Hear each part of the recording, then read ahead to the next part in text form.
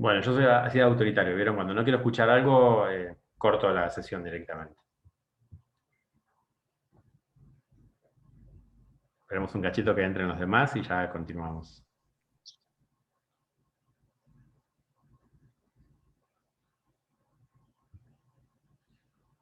Nicolás, te seguimos escuchando, dale. No, era cortito nada más decir que en un momento cuando estaba liderando un equipo, una de las cosas que era que a la mañana era más productivo, había más energía, había... Entonces lo difícil o lo duro se hacía a la mañana y durante la tarde, que era cuando después de comer, que todo el mundo estaba a dormir la siesta, relajábamos haciendo otras tareas más simples que tampoco necesitaban mucha concentración. Entonces de esa manera como que se equilibraba. Claro, bueno, en el estudio de la fatiga humana que hacía Taylor, lo que él decía es, no teníamos esta posibilidad de tarea más fuerte y tarea más liviana. Entonces, el trabajador tenía que estar 8 horas, 9 horas, 10 horas trabajando a full. Cuando yo veo que empieza a bajar sus niveles de productividad, lo reemplazo por otro trabajador. ¿Sí? Entra otro turno. Y entra otro trabajador con niveles de productividad más elevados. ¿Sí? Este es el estudio de la fatiga humana. Con eso creo que más o menos de la ORT, perdón, ya vimos todo. A ver si me está faltando. Me está faltando dos cositas.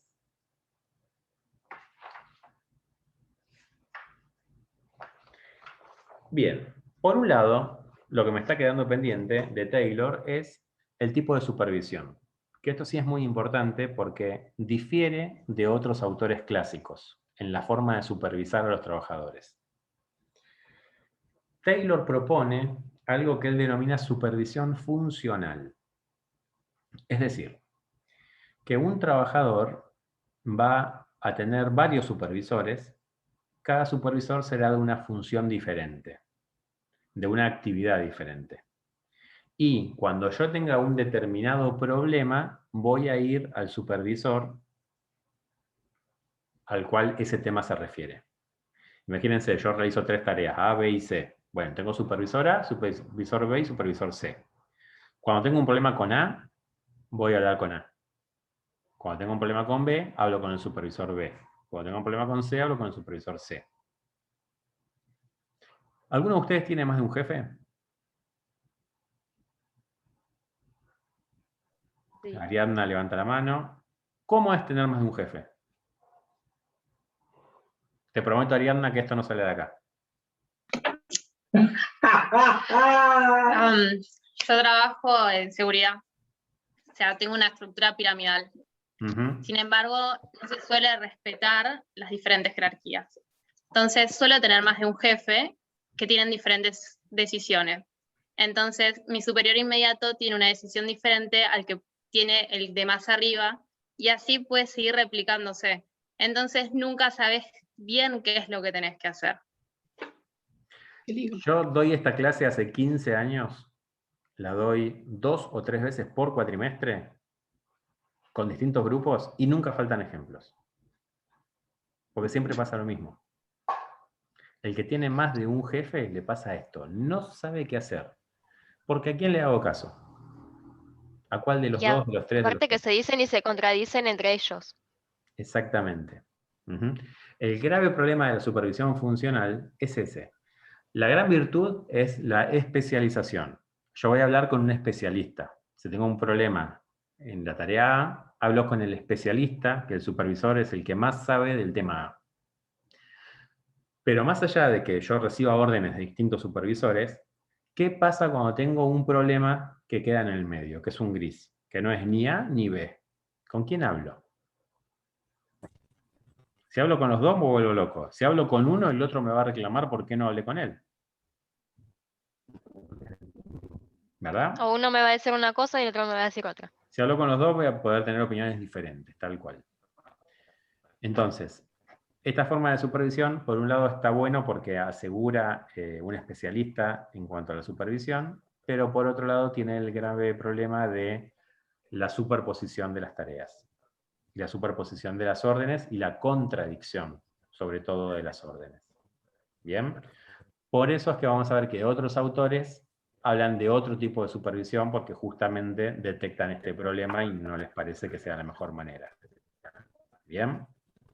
Eso igualmente lo van a ver principalmente la semana que viene con Augusto. Bien, ¿hasta acá alguna duda de Taylor? Bien, conceptos principales. Su teoría se llama administración científica. Para ello escribe algo llamado la ORT, que tiene 9 puntos, los cuales estuvimos mencionando ahora. Arranca todo con el estudio de tiempos y movimientos, que lleva a la estandarización, todo fundamentado desde una lógica de hombre económico. ¿Bien? ¿Qué logra Taylor con esto? Logra que a las empresas les empiece a ir bien. Logra eficiencia en las empresas. Profe, perdón que le interrumpa. Tiene el micrófono encendido y hace mucha interferencia. Sí, yo ya, cuando voy detectando los voy silenciando, ahí ya creo que está. Gracias igual por el aviso. Obviamente que no es sencillo. El principal enemigo que tenemos son los perros, en una clase por Zoom. Y yo me traje el enemigo a casa ahora, así que si escuchan ladridos son de parte mía, no se preocupen. No es que yo ladre, pero bueno, en el ambiente sí. ¿Por qué me meto en esas cosas? No sé, pero bueno. Bueno, seguimos entonces. Taylor, ¿sí? ¿Queda claro las ideas principales? Lean el capítulo 3. Yo les dije que había 2 cosas que me faltaba mencionar de Taylor. La segunda tiene que ver con... Taylor tiene 5 principios. Vamos a ver a los diferentes autores que se basan en principios distintos. Taylor toma 5. En realidad ustedes en el libro van a ver que hay 4 y después hay un quinto principio llamado principio de excepción. Los primeros 4 principios son bastante sencillos. Preparación, ejecución, control, simplemente material de lectura. Léanlos, los tienen que saber que esos son los principios de Taylor, pero no llevan mucha explicación. El quinto principio, el llamado principio de excepción, sí es importante que lo expliquemos, porque es un poquitito más complejo. El principio de excepción es una regla de control. ¿Qué dice Taylor? Nosotros tenemos un determinado estándar que ya fijamos después del estudio de tiempos y movimientos, y dijimos las cosas se hacen de esta manera. ¿Qué es lo que yo debo controlar? Debo controlar todo aquello que se aleje del estándar, ya sea por más o por menos. Todo lo que está más o menos cerca del tiempo estándar está bien, está controlado, está dentro del rango que uno espera. Las excepciones las debemos analizar. Por ejemplo, si yo les digo que para una determinada tarea se necesitan 10 minutos, ese es el tiempo estándar, si yo veo un empleado que la misma tarea la hace en 5 minutos, tengo que analizarlo. Por 2 motivos. Quizás está haciendo mal la tarea. ¿Sí? Quizás la tarea está incompleta. El tipo tiene que hacer una silla y en lugar de 10 minutos demora 5 y cuando me voy a sentar en la silla se rompe. ¿Sí? Porque quizás está salteando pasos. Pasa mucho con el asado esto. ¿Sí? El que te dice, no, yo el asado en 15 minutos lo saco. Ok, no me invites a comer. Y después tenés el otro extremo. El que demora mucho tiempo. Una tarea que eran 10 minutos y tenés una persona que demora 20. Tenés que analizarlo porque ahí también hay un error. Que el error puede estar dentro de la capacitación de la persona. Quizás la persona no es para esa tarea y hay que ponerla en otro lugar. O quizás errores con las herramientas, con el procedimiento. O sea, puede haber errores varios que uno puede detectar a partir de analizar ese caso. O simplemente es un mal empleado. ¿Bien? Cuando uno analiza por más y por menos, no solamente lo hace para detectar el error, sino que también lo hace para poner a prueba el estándar. Si yo tengo una tarea que se hace en 10 minutos y hay un empleado que la hace en 5, y yo analizo esa tarea y veo que está bien hecha, quizás lo que está mal es el estándar. Todos lo están haciendo en 10 minutos y se podía hacer en 5. Había una manera mejor de hacerlo. Entonces, el principio de excepción lo que me dice es, estate atento cuando haya cosas que salgan del estándar, porque quizás O son errores o son soluciones que te aumentan la productividad. ¿Sí? Entonces, analizar los extremos. No te quedes con la parte del medio. Bien, es muy interesante el principio de excepción como mecanismo de control. Analizar las excepciones. Bien, ¿se entiende? ¿Queda claro? Perfecto. Bueno. Ok. Dejamos a Taylor por un rato y ahora vamos a hablar un rato de Henry Ford.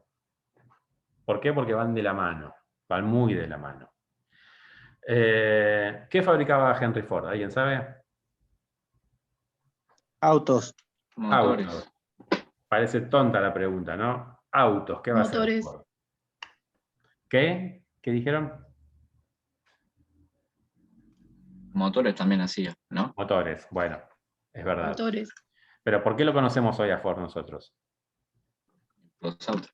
Por los autos, ¿sí? Bien. Henry Ford utiliza muchos de los principios de Taylor. Ustedes van a ver que en su metodología de trabajo está la estandarización, está la división del trabajo, está el estudio de tiempos y movimientos previamente, pero lo que nos aporta Henry Ford es una idea diferente, no de producción, sino de negocio.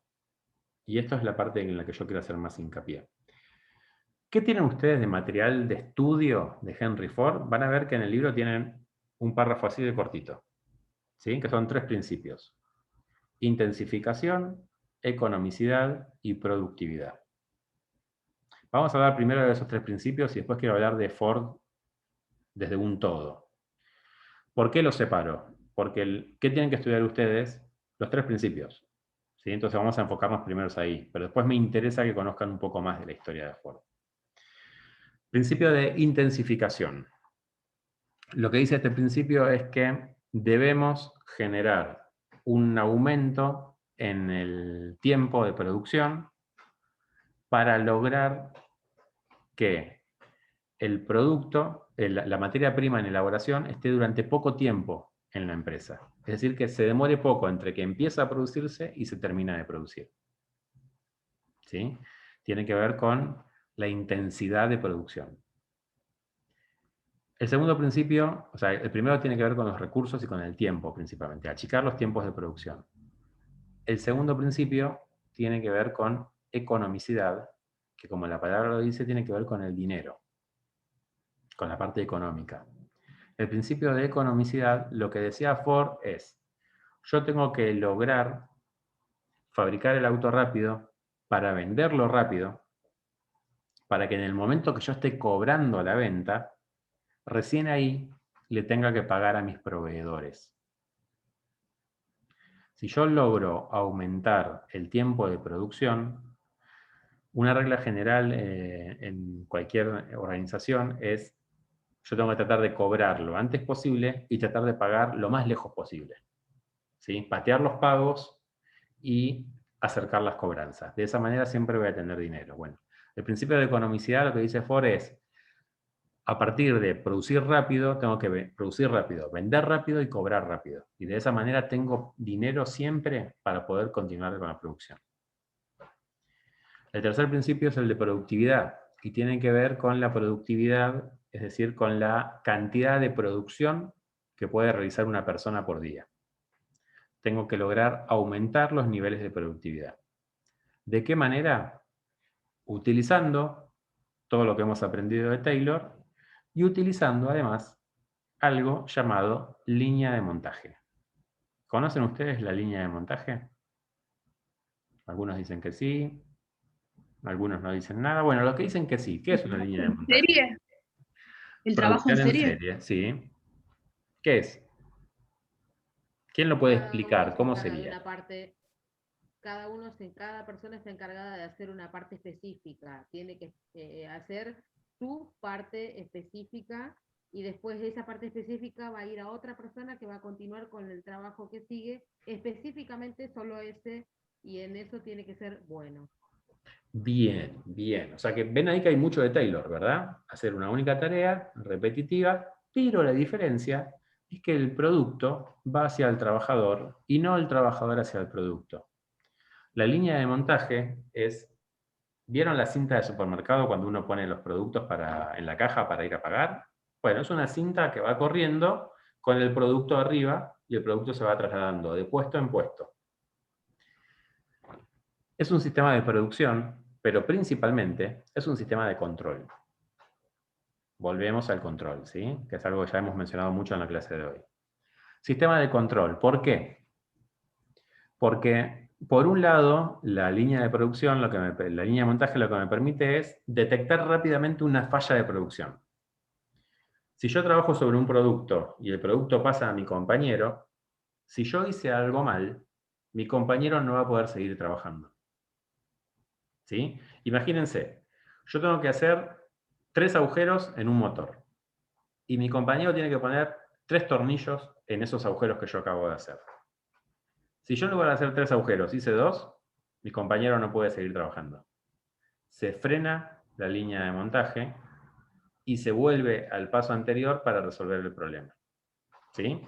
Entonces, no espero a tener el producto terminado en el último paso y decir, uy, puse 3 ruedas y eran 4. Sino que a medida que va avanzando el producto, como hay otro que depende de eso que estoy haciendo yo, el control me está poniendo mi compañero directamente. Eso por un lado. El segundo mecanismo de control tiene que ver con la velocidad de la línea de montaje. Si yo quiero aumentar la producción, simplemente aumento la velocidad de la línea. Empiezo a hacer que el producto pase más rápido. La compañera se ríe. Yo les voy a subir un video, que es una película muy vieja llamada Tiempos Modernos, de Charles Chaplin, en la cual trabaja en una línea de montaje y empieza cada vez a pasar más rápido el producto. Esta película, Tiempos Modernos, es una crítica que le hace Chaplin a la forma de producción de Estados Unidos, principalmente a la forma de producción de Taylor y de Ford. ¿Por qué? Porque el operario termina metido dentro de la máquina, básicamente, pero al margen de eso, al aumentar la velocidad... ¿Cómo? ¿Cómo mencionabas? No se escuchó bien. Explotado. Explotado, tal cual. Bueno, obviamente De ahí que... la plusvalía. Obviamente que las críticas van por ahí, por la explotación de los trabajadores. No sé si se me escucha bien. Se te escucha medio Exacto. entrecortado. Y de ahí pero... el rédito económico para los... A usted también. Ok. De ahí también nace la plusvalía, que es el desfasaje entre el trabajo que ejecutaban los operarios y que no eran remunerados. Exactamente. El valor agregado que no se veía reflejado en el trabajo de las personas. Exacto. Baja la calidad del producto también.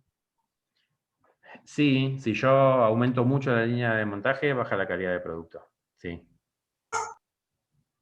Ahora,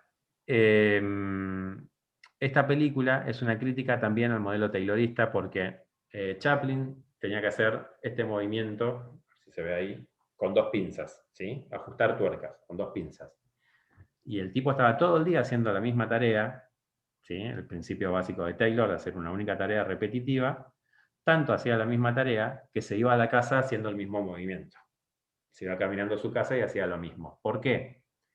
Porque trabajar de esa manera, haciendo una única tarea todos los días, a full, te quema la cabeza.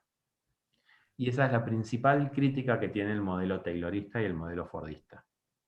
Una acotación quería hacer, profe, Sí, disculpe. Sí, Luciana. Tengo una amiga que trabajó muchos años en la fábrica de Avon, que está ubicada en Moreno al fondo. Sí, la conozco. Y también me decía, terminaban quemados y muchas veces justamente porque tienen la línea de montaje, ella decía, tenía que poner tapitas a los envases, dice, terminaban todo el mundo enfermo con problemas de tendinitis, con problemas en las articulaciones, dice, llegó un momento en que había un montón de licencias que se pedían porque justamente la tarea era tan repetitiva, tantas horas sentadas haciendo lo mismo, que les terminó causando problemas de salud a un montón de gente ahí.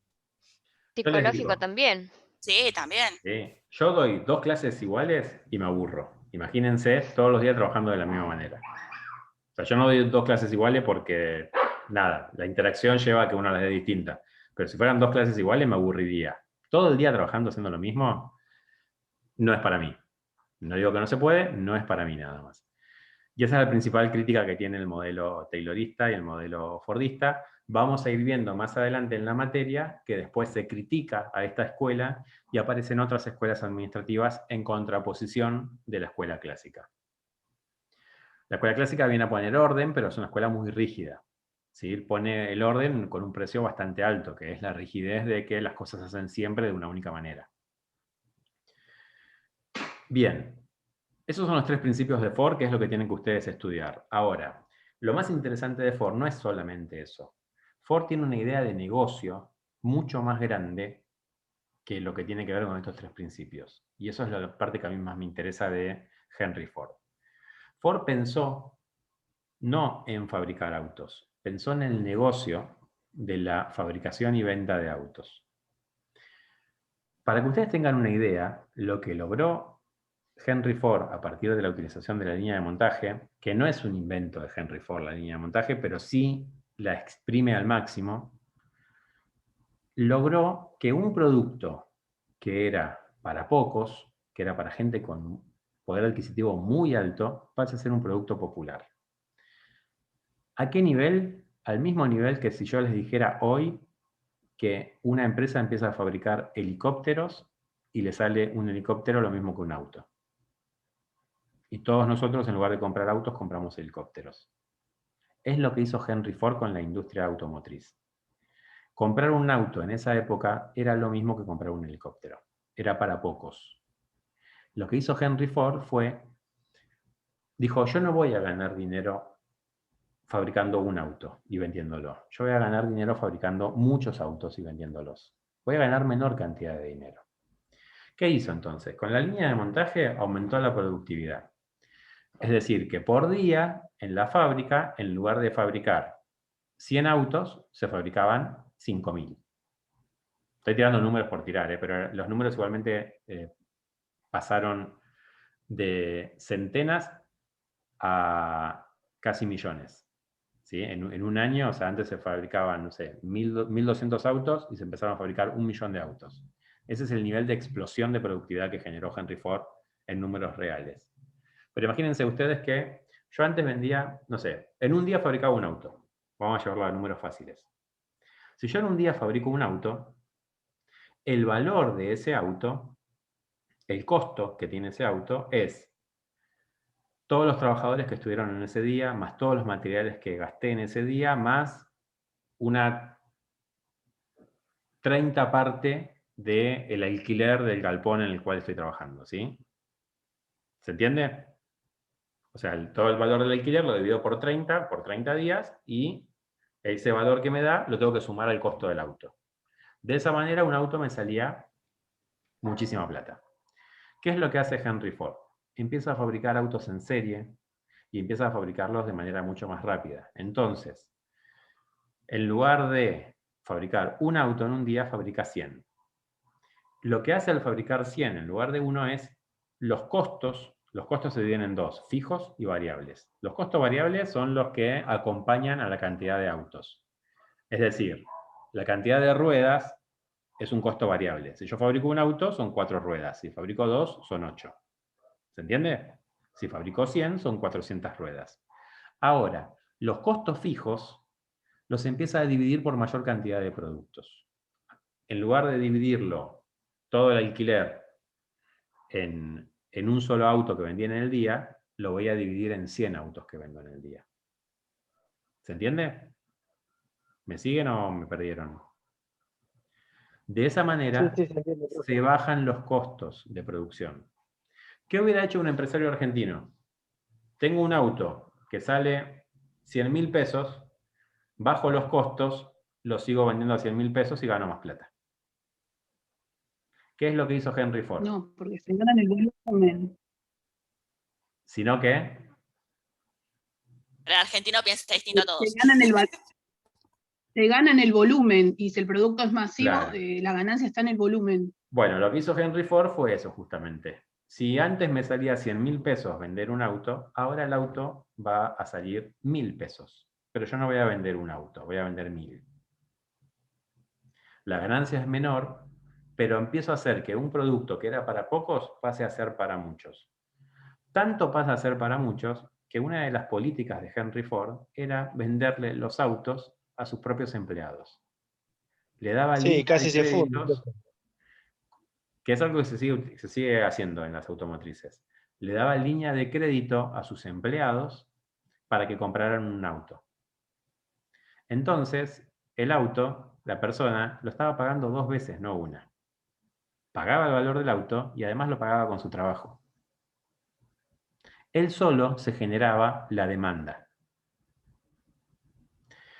No satisfecho con esto, lo que dice Henry Ford es, bueno, yo analizo toda la cadena de producción y venta de un auto y no me puedo quedar solamente con fabricar autos, porque yo el auto lo saco de la concesión, de la fábrica a un costo de 1.000.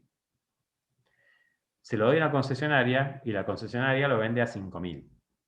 ¿Por qué? Porque lo que está en el medio es la ganancia de la concesionaria. ¿Qué es lo que hizo Ford? Listo. No trabajo más con terceros. Todas las concesionarias van a ser mías. Los autos de Ford se vendían en concesionarias Ford. De esa manera, en lugar de venderlo a 5.000, lo vendía a 1.500. Los 500 pesos de ganancia le quedaban a él. Pero no había intermediarios. Bajaba el costo del vehículo, bajaba el valor del vehículo, aumentaba las ventas. No se quedó satisfecho con esto. Dijo, yo le estoy comprando tornillos a un señor que me vende los tornillos. Ese señor que me vende tornillos, al costo del tornillo, le suma su ganancia. ¿Sí? Si fabricar un tornillo me sale 1 peso, el tipo me los vende a 2, así gana 1 peso por tornillo. Por la mano de obra. La mano de obra es parte del costo, pero digo, tiene que tener su ganancia aparte. Porque si no, yo estoy vendiendo todo al costo. Si el tornillo me sale 1 peso y lo vendo 1 peso, no gano plata. ¿Qué es lo que hizo Ford? Empezó a crecer, esto es lo que se llama crecer verticalmente dentro de la industria. Es decir, empezó a acaparar los pasos anteriores en la cadena productiva y los pasos posteriores en la cadena productiva. Empezó a fabricar él los tornillos. De esa manera los pagaba al costo, porque los fabricaba él. No había un intermediario, no había una ganancia de un tercero. Todo esto llevaba a bajar el costo del vehículo. Por lo tanto, el vehículo salía más barato, por lo tanto se vendía mayor cantidad. Lo maravilloso de Ford fue la idea de negocio que tenía. ¿Sí? Insisto, la línea de montaje ya existía desde hacía muchísimo tiempo. Las pirámides se construyeron con líneas de montaje. Ahora, lo que hizo Henry Ford fue aprovecharlo al máximo y tener una idea de negocio que hasta el momento no se tenía para ese tipo de productos.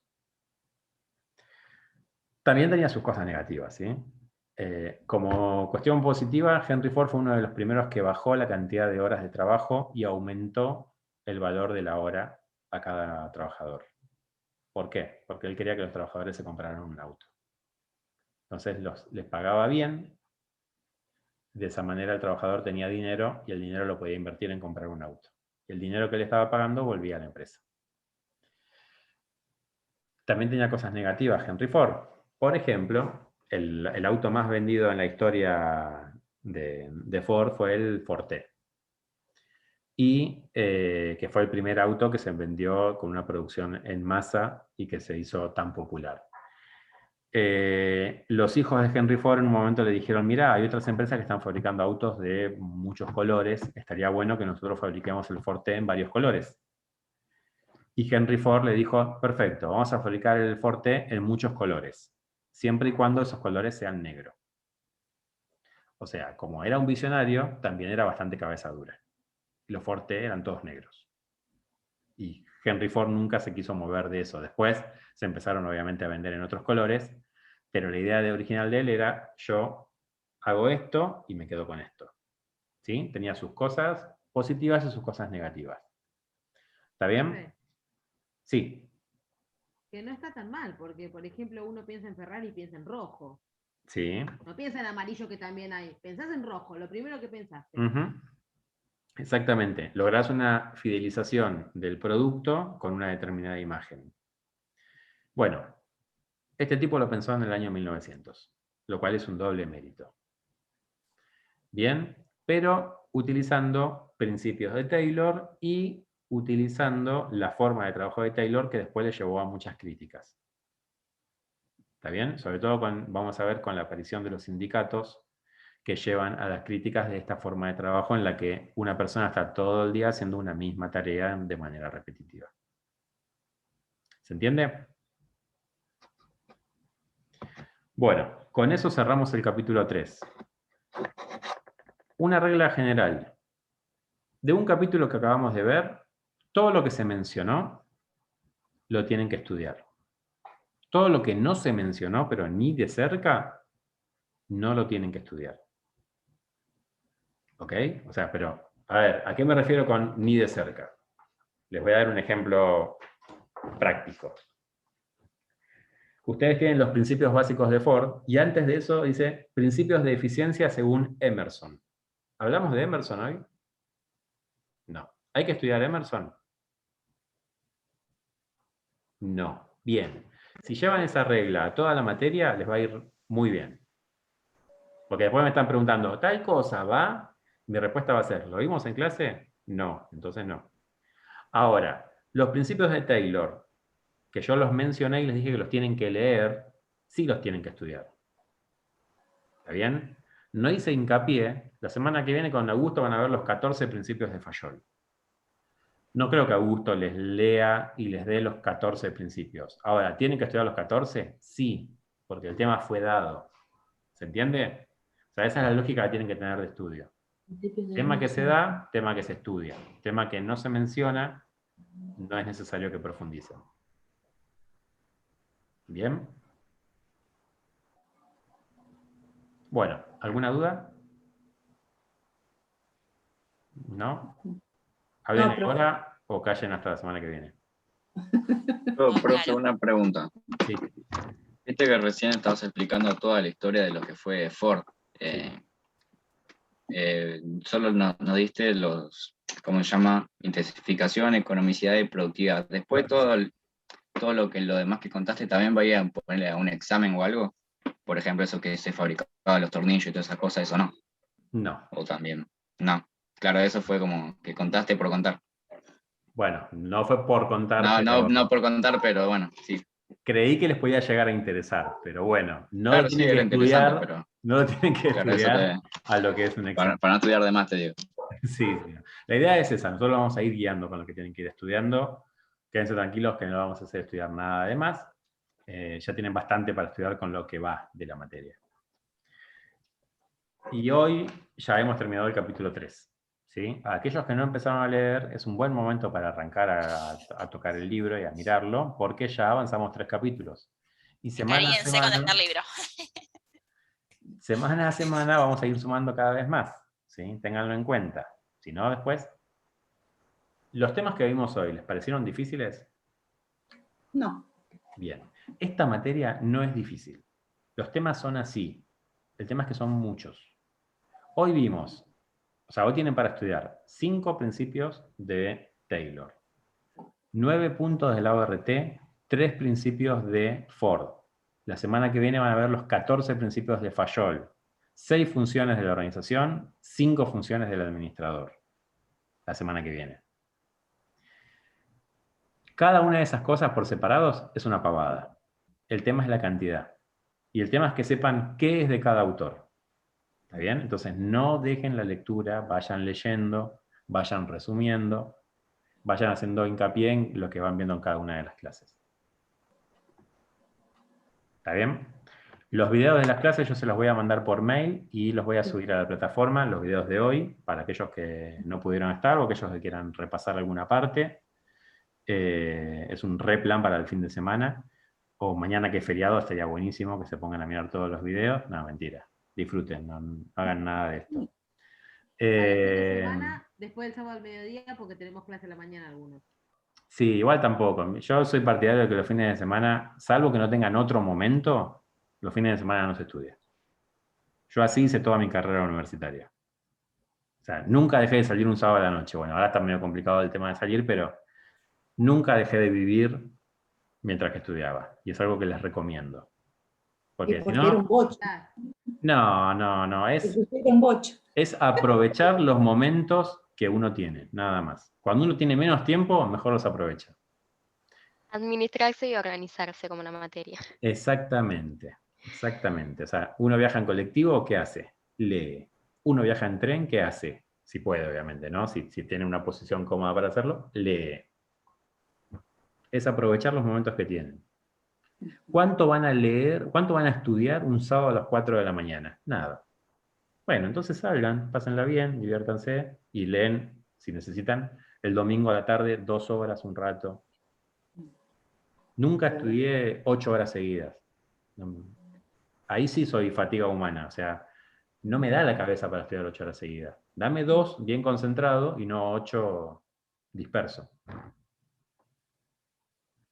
Consejo, cada uno estudia como quiere, obviamente.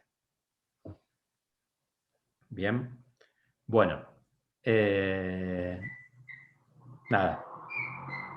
Está casi a punto de morir uno de mis perros. Bueno, nada, nos vemos la semana que viene con Augusto y la otra semana de vuelta conmigo, ¿sí? Gracias, Listo, Fefe. profe. Dale, profe. Que tengan buena Profe, semana. Nos vemos. una consultita. Profe, Sí, te quiero hacer una consultita antes sí, de decime. todo. Ujú. Los días, únicamente va a ser las clases virtuales los días martes, Sí, tal como dice la nota de presentación, todo. sí. Los días jueves, digamos, nada, Sean libres. básicamente. Está A bien. leer los jueves, si no. Estudien. Perfecto. Estudien leer los el jueves. jueves. Se entiende, no, yo para más o menos también El jueves lo tenemos pensar como mientras. backup en el caso de que no lleguemos con algún tema, o si pasa algo Perfecto. como la semana pasada, que Augusto no pudo el martes, bueno, se pasó el jueves, pero si no, es tiempo de lectura de ustedes. Justamente está bueno para que lo aprovechen para leer. Perfecto, no, porque vi que también eran varias unidades y tal, entonces, digo, me parecía como que me parecía corto, digamos. Con que vayamos todos los martes van a llegar a ver todas las unidades tranquilos, así que no se preocupen. Bueno, perfecto. Vamos a estar bien. Listo. Bueno, profesor, muy amable y que tenga un buen día. Hasta luego. Igualmente, nos vemos. Luego. Chao, profe. Chao, profe. Bueno, profe. Se preguntó Lola.